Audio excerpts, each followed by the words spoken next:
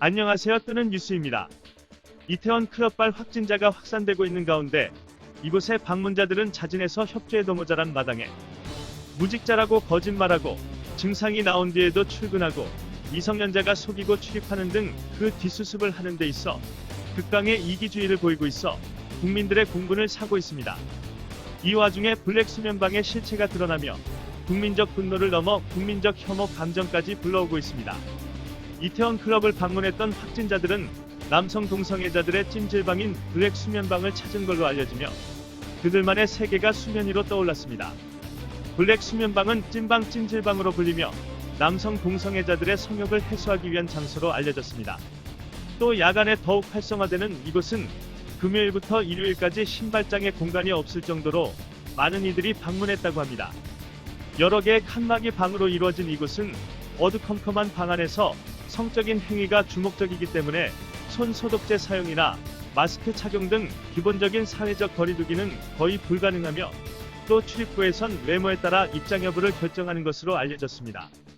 또 블랙 수면방은 익명의 남성과 성적 행위를 벌이는 공간이어서 지들도 쪽팔리는 건 아는지 입장 시 개인정보가 드러날 수 있는 신용카드 대신 현금을 사용하는 것으로 알려졌습니다. 때문에 방문자 파악도 어려우며 주고객층은 젊은 층으로 외국인도 종종 이용한다고 알려졌습니다. 블랙 수면방은 소위 물관리 차원에서 꼴의 외적인 기준을 두고 입장을 받았습니다.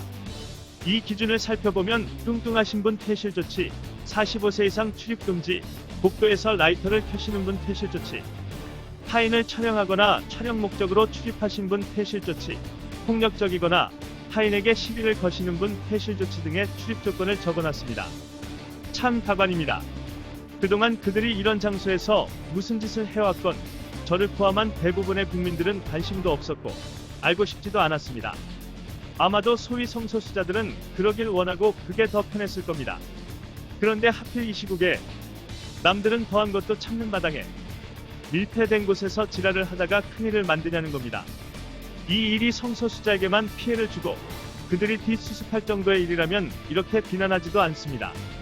하지만 불특정 다수의 국민들, 나아가 대한민국에 피해를 주었고 그러면서도 그들은 프라이버시를 지키기 위해 거짓말을 일삼고 있습니다. 그들이 성소수자라 욕먹는 게 아니고 뒷감당을 이따위로밖에 못하고 협조조차도 안 하기 때문에 비난받고 욕먹는 겁니다. 이 와중에 인권 타령하고 혐오 타령하면서 대개 성인인 척하는 언론들이 있습니다. 그 글 쓴 기자들도 일적인 기사는 그렇게 쓰면서 개인적으로는 욕하는 거 다 압니다. 자꾸 시덥잖은 걸로 일 키우지 마시고 이럴 땐 잠자코 있으세요. 국난 극복의 시기는 모두 힘을 합쳐야지 언론의 역할 어쩌고 저쩌고 하면서 돕지도 않을 거 오히려 방해하면 안 된다 생각합니다. 심플합니다. 욕먹을 짓을 했으면 나 죽었어 하고 엎드리시고 그 뒷감당하시는 분들께 협조나 잘하세요. 쓸데없이 성소수자니 인권이니 타령하지 마시고 부디 이번 이태원발 확산 또한 조속히 수습되어 이 가당치 않은 일로 더 이상 피해보시는 국민들이 좀 줄었으면 하는 마음입니다. 또 한 번 대한민국의 힘을 믿어봅니다.